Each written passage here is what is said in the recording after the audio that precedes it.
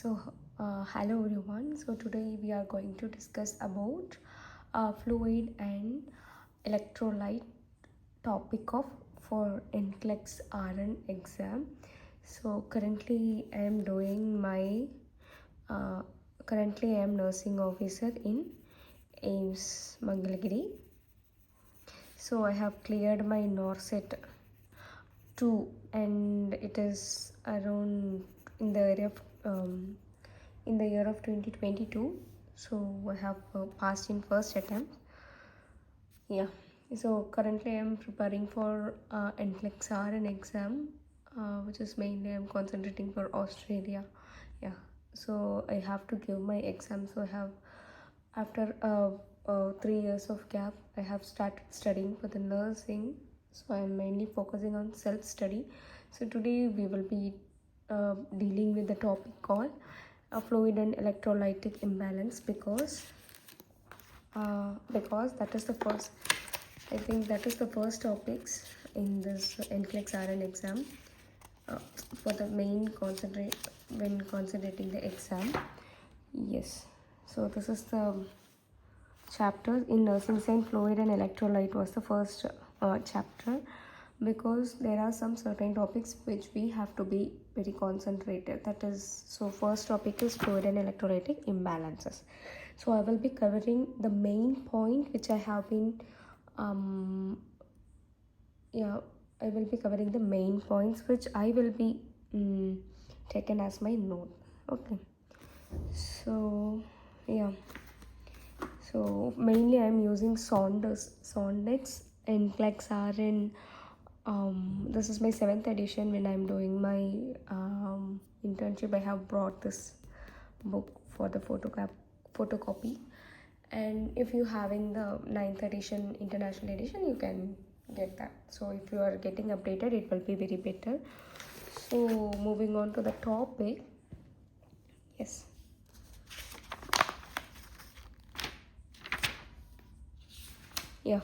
So this is the fluid and electrolytic topic. So total of your human body has 40 liters of water.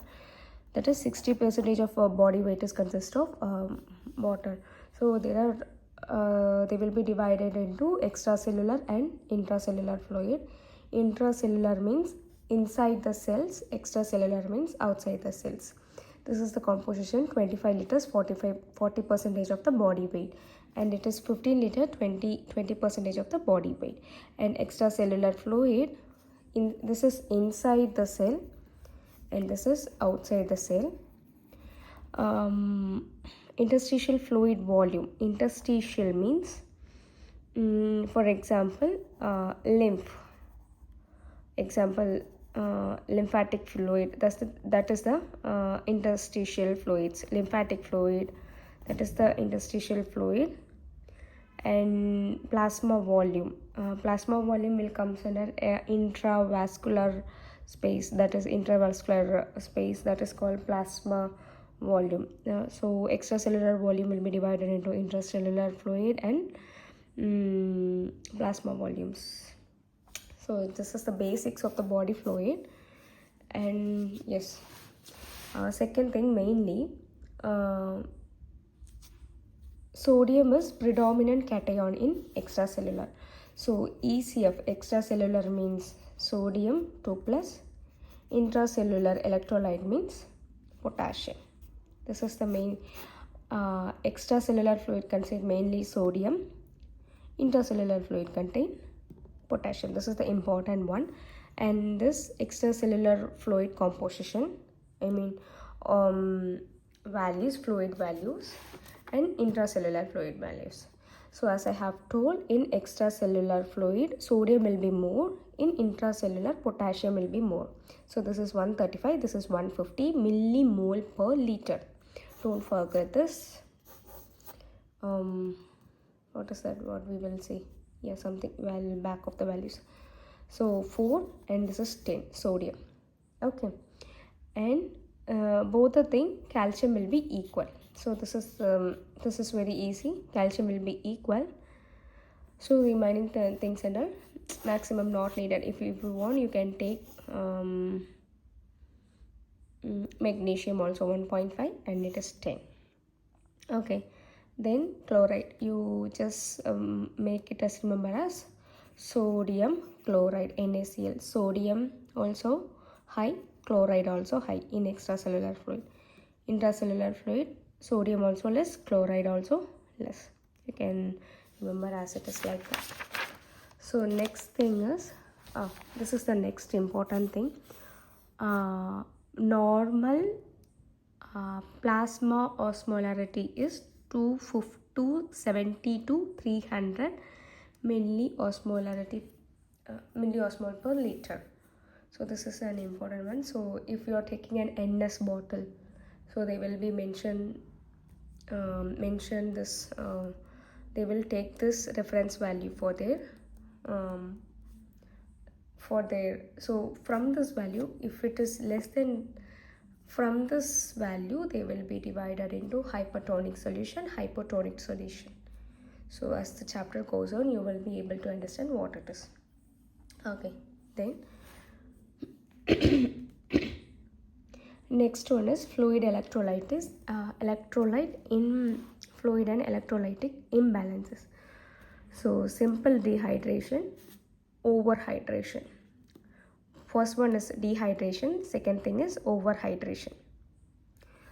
So in this is the common symptoms that we will be having: poor skin. If we got dehydration, means we will have poor skin turgor, sunken eyes, dry mucous membrane. All these things will be we know that.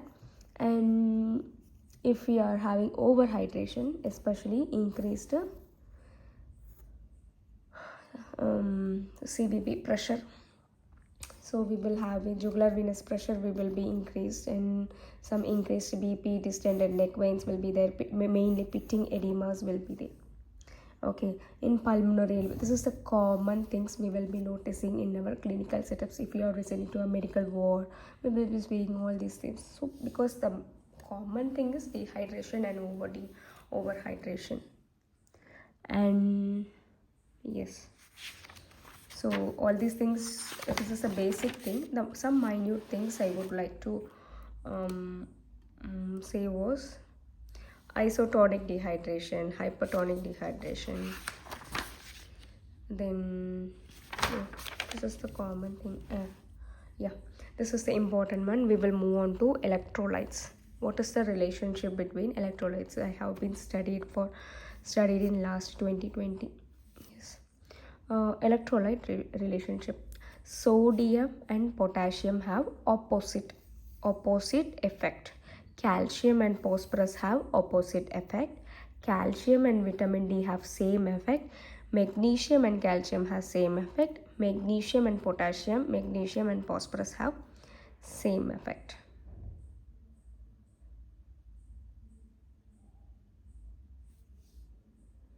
So finally what it means, calcium, magnesium and potassium will have same effect, and phosphorus and sodium will have same effect if we are getting tallied. So from this we can interpret some of the clinical symptoms. So first thing is hypernatremia. Normal sodium level is, I will show you.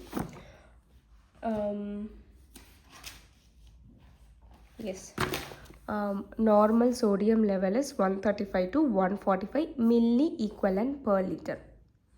Okay. Sodium is mainly useful in muscle contraction and nerve impulses. If hyponatremia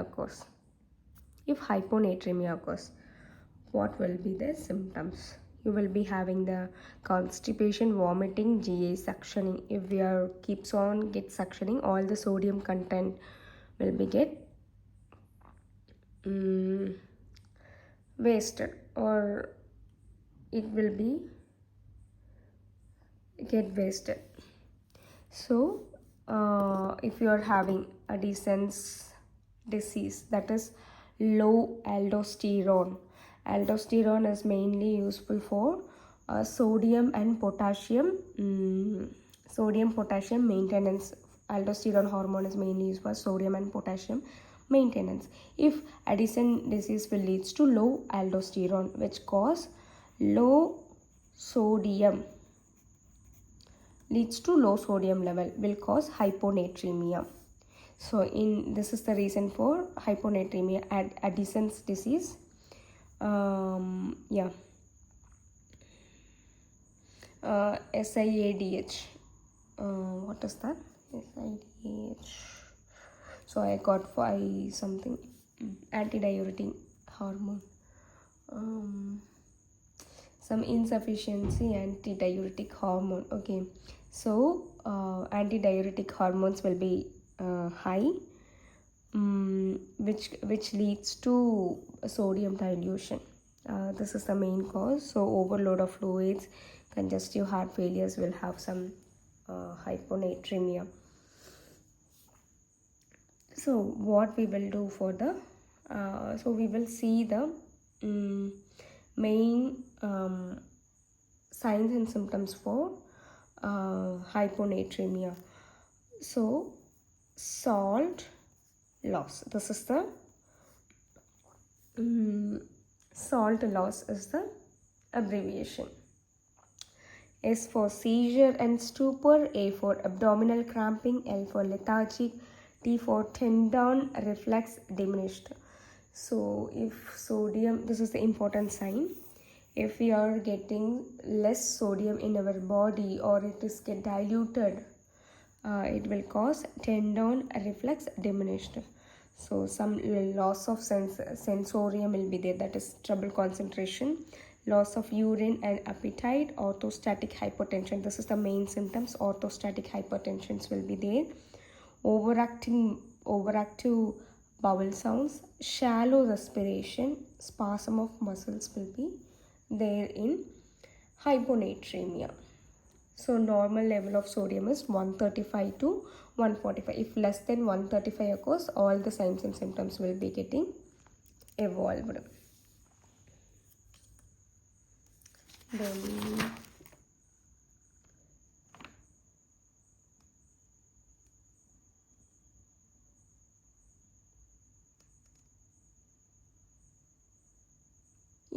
what is the treatment for hyponatremia? Yes, what is the treatment for hyponatremia? If it is due to hypovolemia, means less fluid in our body, salt and water supplementation is enough. Okay. If it is due to edema or it is due to fluid retention, so we can use loop diuretics. Okay. So 3% is saline fluid, overload excess and hypovolemia. Okay. And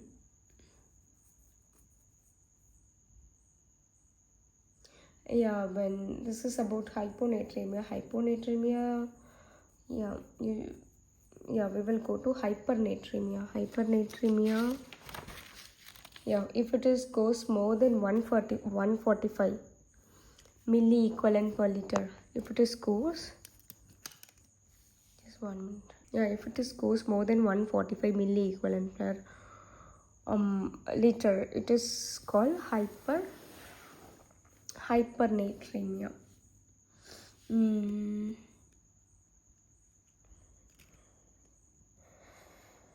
So as the water loss more from the body, the concentration in the sodium in the body will be getting increased, which may lead to hypernatremia.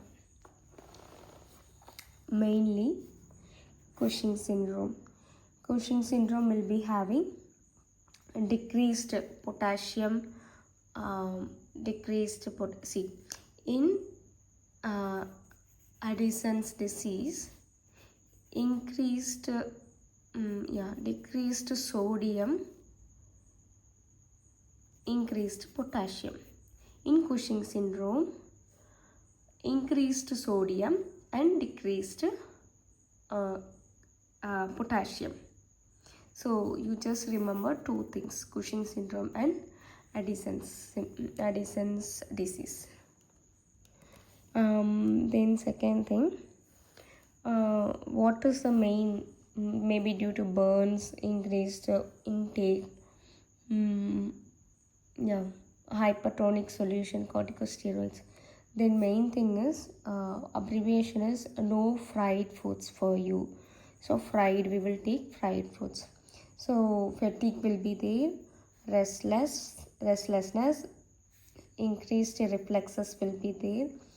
In hyponatremia, diminished tendon reflexes will be there. In hypernatremia, increased reflexes will be there, excess thirst, decreased urine output, dry mouth. And main thing, in hyponatremia, decreased urine specific gravity will be there. In this, increased urine specific gravity, they have mentioned in Saunders book, but I am mentioning here.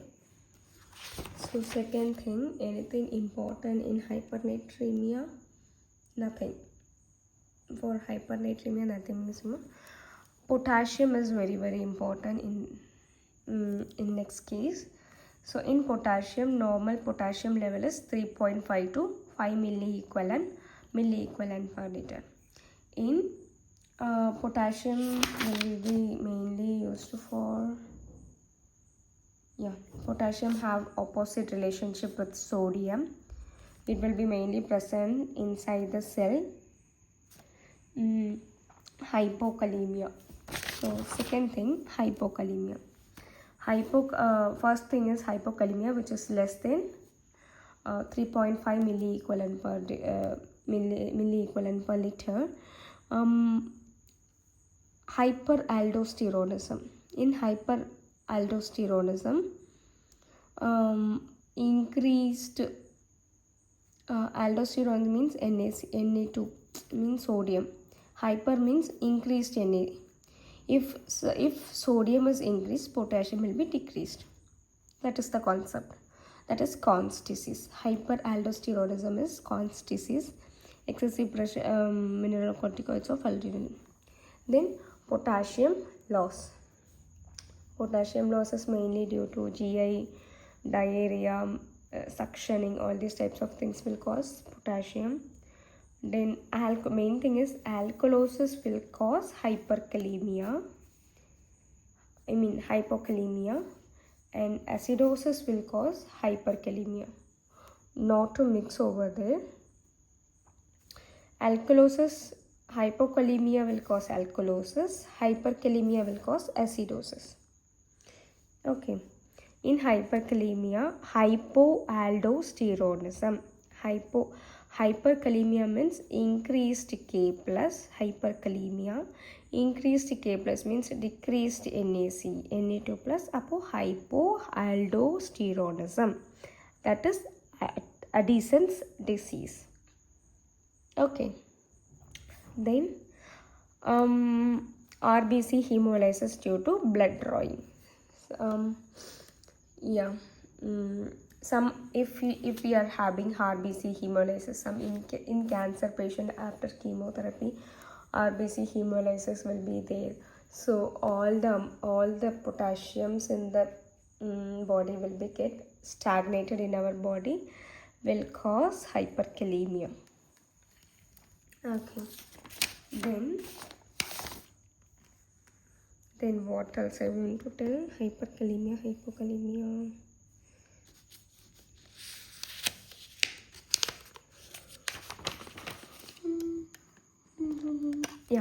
Main thing. This is the main thing. What we will do for hyperkalemia. In my college of nursing, when I am doing my college of nursing, I have seen many hypokalemic treatment, because it is very common medical emergencies that we will be seeing in our medical wards. So what we will be doing for corrective measures, we will be using buffer dextrose. What is buffer dextrose?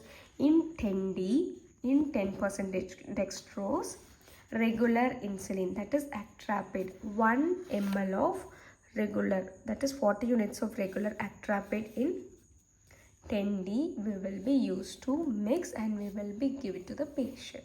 So both insulin and dextrose will be going on, so that it will be helps to reduce the calcium. There is some mechanism between calcium, glucose and insulin. Okay, sometimes the second treatment is calcium gluconate. Sometimes to treat the arrhythmias. Sometimes this hyperkalemia will cause muscle some muscle just 1 minute, I will tell what is exactly.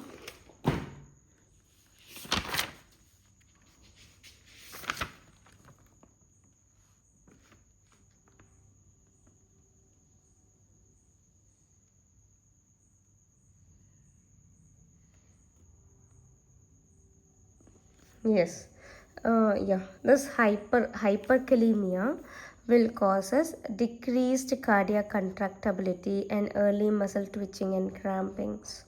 So what? Decreased cardiac contractibility. So cardiac activities will be reduced. Some arrhythmias will happen. So that we will be giving calcium gluconate. So it will activate the cardiac muscles, actin myosin fibers by giving more amount of calcium. So that things will be getting reduced. For this is the main reason why hyperkalemia calcium gluconate. Sometimes nebulization with asthalin will be given, and K binders sachet will be well diluted and they will be administered to the patient. This is important points for hyperkalemia. And also for hyperkalemia fluid administration in Nclex they have been given some important points. Potassium is never given by intravenous push or by intramuscular or subcutaneous route.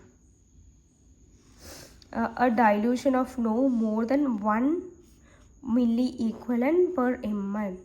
Minimum at least 1 milliequivalent of potassium should be diluted in 10 ml of NS or RL. You have to dilute 1:10 minimum. Okay, so many healthcare agencies will be following many things. Whenever we are administering in a dilution form, we have to just shake or invert the bag which we are using. And yes, 5 to 10 milliequivalent per hour. So that is, if we are diluting 10 milliequivalent means in 100 ml we will be putting, mainly in our setups they will be giving 40 milliequivalents. I have seen maximum of I have been administered maximum of 40 milliequivalents in 500 ml of NS. So 40 milliequivalent to 400 ml for in a specific rate we have been, so they have been told at least for 10 milliequivalent per hour, maximum of 10 milliequivalent per hour. 100 ml per hour should be gone. That is the maximum rate we have to be administered. Maximum.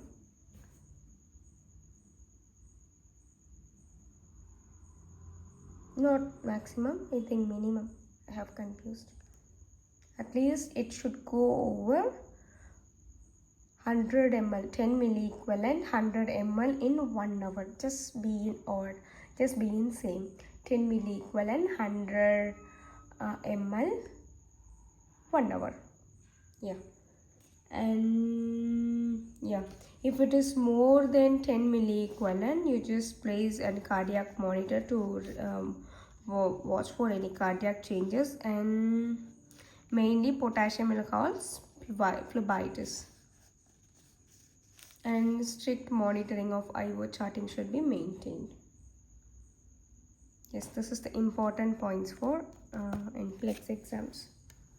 So that is mainly about hyperkalemia. And one more important point they have mentioned. What does that mean? Hyponatremia precipitate lithium toxicity in client taking lithium. Okay, if the client is taking lithium, any psychiatric drugs like lithium, hyponatremia will leads to lithium. So hyponatremia will increases the lithium level, lithium toxicity. So we just want to get remembered. That is all about hyperkalemia, hypokalemia, hyponatremia, hypernatremia. Whether they have given any blue points.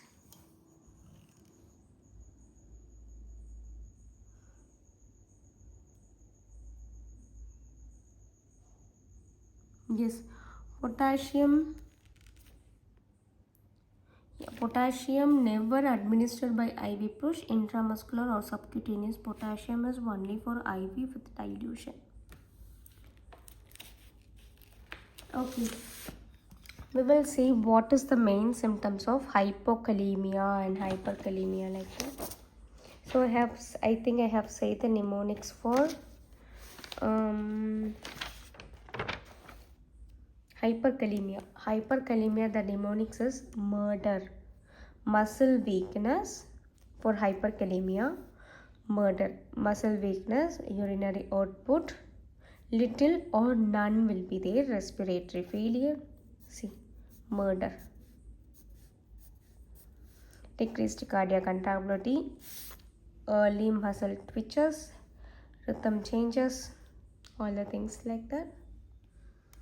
And for hypokalemia, yes, for hypokalemia, 7 L's we will be following. Lethargy, low shallow respiration, lethal cardiac dysarrhythmias, lots of urine, leg cramps, limp muscles, some disabilities, low BP and heart rate. And whether I have told about hyponatremia, I have told. Hypernatremia also I have told. So this is all about hyper and hypokalemia. So next we are going to see about calcium. Okay, so normal calcium level is, normal calcium level is 8.5 to 10 milligrams per liter. Calcium is mainly used for vitamin D, muscle and nerve clotting, bone health and teeth. So if it is going below 8.5, it may lead to hypocalcemia. So what is the causes of hypocalcemia? Decreased parathyroid hormone due to surgeries like thyroidectomy. Parathyroid gland is mainly for maintenance of calcium. If it is got affected in surgery, then it may lead to decreased parathyroid hormone secretion, which may lead to hypocalcemia and decreased intake of vitamin D, or if you are having CKD problems, and in decreased intake of milk products if some patient is having, or if some client is having lactose intolerance, they will be having they won't eat much of milk dairy products, so which may definitely leads to hypocalcemia. And and this is the main thing, biphosphonate. If we are taking biphosphonates, which may cause stronger bones, but it will reduce the release of calcium. And drugs like aminoglycosides, like which is ending in mycin, for example, something you can keep it as which was ending in mycin, will cause waste the calcium in kidney. Anticonvulsants will interrupt with vitamin D absorption, which may lead to hypocalcemia. Yes, for hypocalcemia we have cramps, that is the mnemonics. First one is convulsions. Convulsions, reflex hyperactive, arrhythmias, muscle spasms, positive signs like, I have some problem with pronunciation, Trousseau signs, chopstick signs. If I'm wrong, please comment on my box. And sensation of tingling and numbness mainly will be there. So some important points are calcium and magnesium topics are very important. Hypocalcemia will have some convulsions. Mainly reflexes will be hyperactive. If you are having hypocalcemia, hyperactive.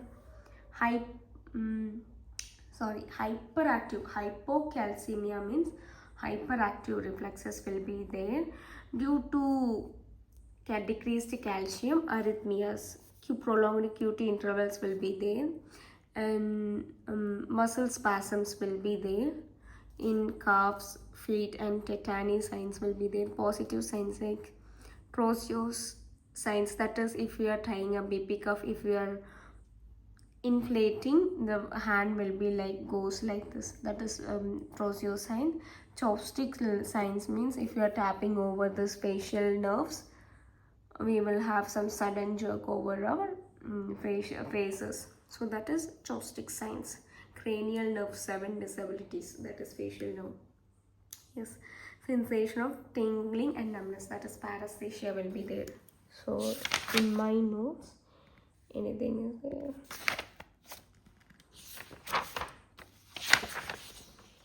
For hypocalcemia, tingling, numbness, hyperactive tetany, chopstick, BP curve, inflammation. Yeah, for this 10% of calcium gluconate on direct hand will be applied, so it will be getting dissolved. What is hypercalcemia? For hypercalcemia, if any parathyroid hormone cancers are there, hyperactive parathyroid releases too much of calcium, which may leads to hypercalcemia. Increased vitamin and supplements, cancer, spread of cancer to bones will have more calcium, so that may cause to hypercalcemia. Thiazides, lithium will have hypercalcemic effects, and the abbreviation is weak. Hypercalcemia means weakness of the muscles. Hypocalcemia means hyperactive reflexes, weakness of the muscle, EKG changes, shortening of QT intervals, absence reflexes, that is hyperactive, this is absent reflexes will be there, and kidney stones will be developed. In this they have been mentioned what they have for hypercalcemia. Yeah, in multiple myeloma, hypercalcemia will be mainly seen. Yeah, there will be risk of bone demineralization, avoid traumas, risk of pathological fractures will be there, avoid large dose of vitamin D for hypercalcemia. If we are increasing the vitamin D or calcium, it may lead to hypercalcemia. So what they will be doing for hypercalcemia? Hypocalcemia is nothing. We will be administer calcium tablets and supplements, calcium group. For hypercalcemia, IV hydration, they will dilute the body with solution. So IV hydration will be there, but especially cardiac and CKD patients, we have to be very conscious, because cardiac patients, cardiac overloads will happen. For CKD, fluid are mainly restricted. So injection laxes we will be giving, so that maximum amount of calcium electrolyte will be getting reduced. So if we are having, we will add phosphorus sachet, means phosphorus powder intake, because calcium and phosphorus will have opposite effects which may counteract. And injection calcitonin means not calcium, this is a opposite effect. Calcitonin means which will cause hypocalcemia, which will treat for hypocalcium. So I have some diagrams. This is about calcium. Yeah, this is mainly about calcium. So next we will be moving on to main topic, not main, equal topic like magnesium. Now the normal range of magnesium is 1.5 to 2.5 milligrams per. Sometimes the values will be different, depends upon the book. So you just please refer Saunders Nclex RN book for better reference. So hypermagnesiumia is there, hypomagnesemia is there. Yeah.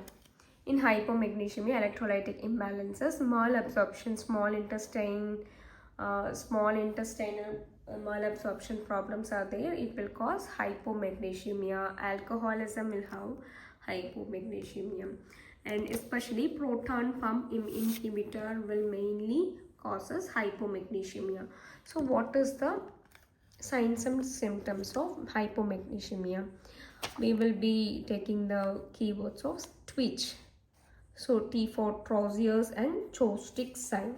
So as I have told, Mg2 plus, that is magnesium and calcium and potassium will be having same effect. So same hypocalcemia effects will be having. Same hypocalcemia effect will be there in this also. Trousers and chopstick sign, weaknesses, increased deep hypomagnesemia, increased deep tendon reflexes, torso deep points or tetany. If this is a sum, just Google in that Google this ECG waves. It will be like almost like the sign, like some, I don't know. You just refer this torso deep points. This is mainly for hypomagnesemia. And hypertension will be there. Calcium and potassium levels will be low. Same calcium and potassium level will be low in the scale. So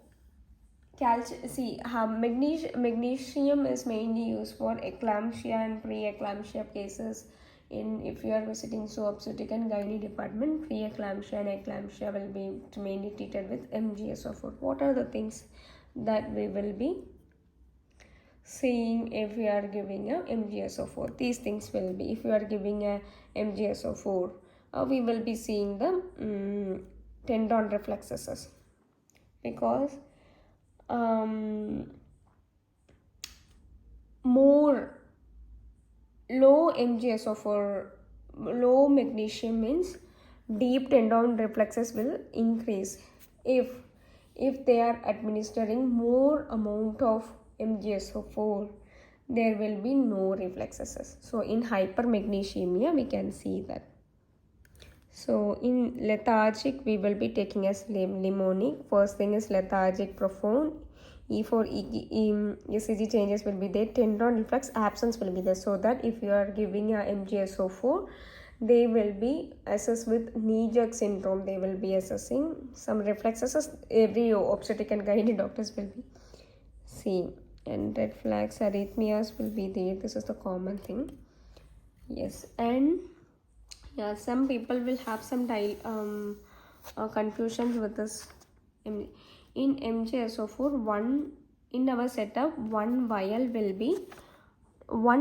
will be 1 gram. That is, one ampule will be having 2 ml. One ampule will be having 2 ml. In that, they will be clearly mentioned. It will be each ml of MgSO4 will be 50% of W by weight by volume. If 1 ml is half, means then 2 ml will be 100%. That is 1 gram. So 2 ml of 50% of weight by volume MgSO4 is equal to 1 gram of Mg, magnesium sulfate. Okay, if it is 1, maximum it won't come in 1 ml. So if it is 1 ml, that is 0.5 mg. If it is 2 ml, it is 1 mg. So some people today also have this confusion in my surgeon had told me to give some MgSO4, 5 grams of MgSO4 in one buttock for what patient? Eclampsia patient. So I am just calculating in that emergency situation. I am calculating in my mind what it will be like. Then finally I got the answer. Yeah. Yeah, in hypermagnesiumia, energy, BP, heart rate, all the things will be decreased. Reflexes also will be decreased. So this is about hypermagnesiumia, and phosphorus not that much important. If you want, you can see this notes. Phosphate.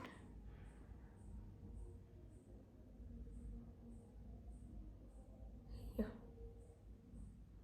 So thank you so much. So tomorrow, so this is the day 1. I am dealing with fluid and electrolytic imbalances. Day 2, I will just maximum concentrate in what is the topic for day 2.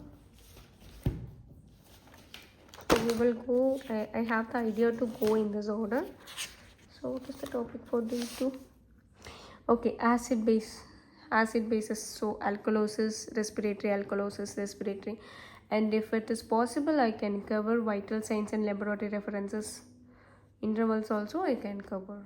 So see you in the next topic. Keeps on practice question, not studying theory is not at all an important questions. You have to, this is a comprehensive review. There is another edition called question and paper bank in Saunders. You have to solve that also. So I will be solving all the things. If I get times, we will be have a question and answer section. Okay, so I will just have in my laptop, we will see. So thank you everyone. If you are having any doubts, or if I am wrong with any concept, you just comment on me. I can also learn something from everyone. Thank you.